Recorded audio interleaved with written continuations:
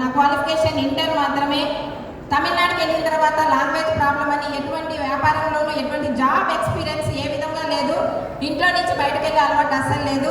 పిల్లలు స్కూల్ పంపించడం ఉండడం అదే పెద్ద పని అనుకునేదాన్ని, పెద్ద బిజీ లైఫ్ స్టైల్ అనుకునేదాన్ని. మా ఆయన నన్ను బయట పంపించుకొని గొప్పగా చెప్పుకునేదాన్ని, మా నాన్న నన్ను బయట పంపించడం, ఇలాంటి మాటలు చెప్పుకుంటూ బతికిపోయేదాన్ని.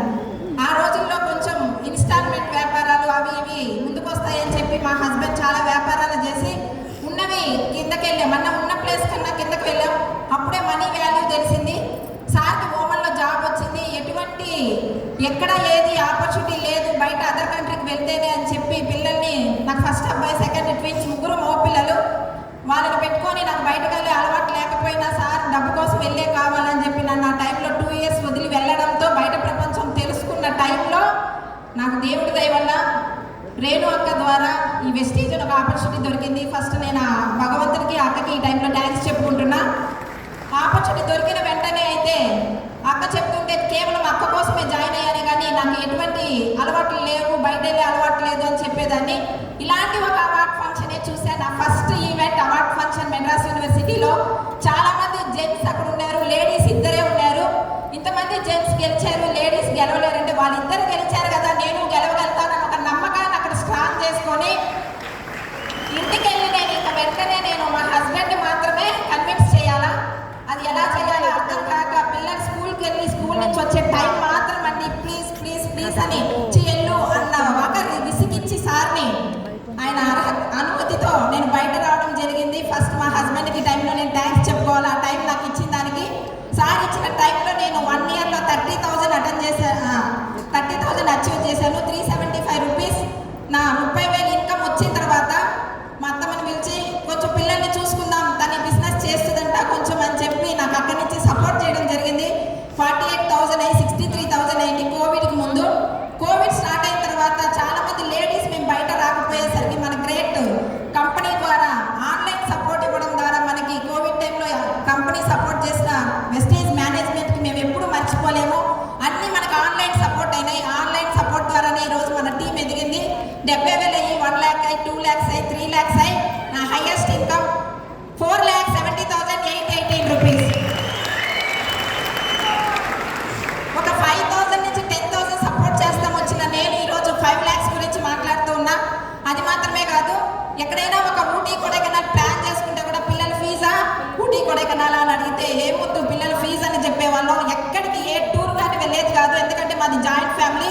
ఈ బిజినెస్ మూలంగా ఈరోజు కంట్రీస్ అయితే చెప్పడానికి టైం ఉండదు. 11 కంట్రీస్కి వెళ్ళేసి వచ్చేస్తున్నాను. నెక్స్ట్ 2-wheelerలోనే మా ట్రావెల్. ముగ్గురు పిల్లలు అన్నాను, నా సీట్ ఎక్కడ ఉంటుందో ఒకసారి ఆలోచించుకొని చూడండి.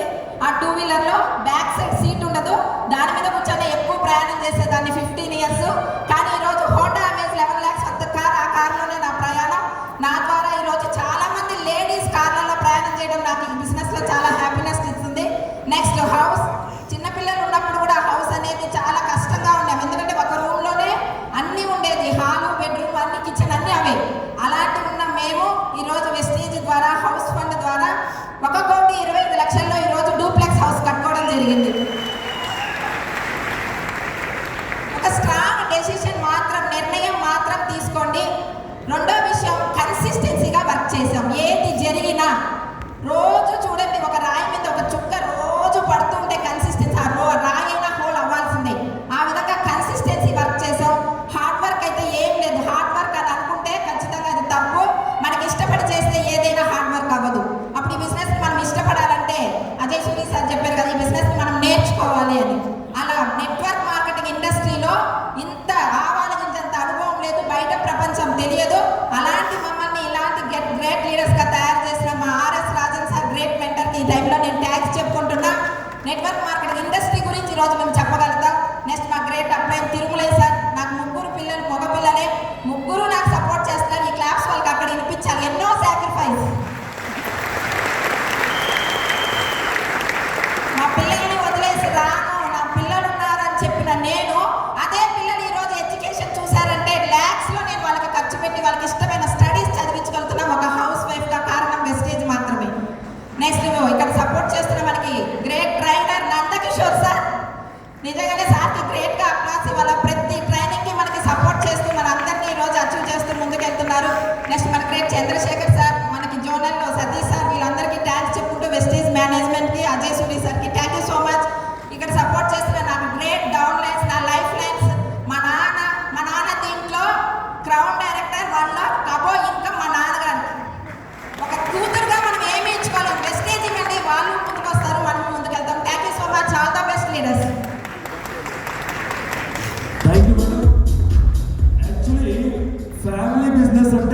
ఎగ్జాంపుల్ తీసుకోవాలి. ఎందుకంటే వీళ్ళు డబుల్ క్రౌన్ డైరెక్టర్, వీళ్ళ ఫాదర్ క్రౌన్ డైరెక్టర్, వీళ్ళ సిస్టర్ క్రౌన్ డైరెక్టర్. సో మనం కూడా అలా ఫ్యామిలీ బిజినెస్ చేస్తే బాగుంటుంది కదా, అచీవర్స్ ఎక్కువ క్రియేట్ చేయొచ్చు కదా. ఎసాదో సో నేను విక్టోరియా సెల్వి మేడంకి మైక్ని హ్యాండ్ ఓవర్ చేయక ముందు ఇంకొక లీడర్ కూడా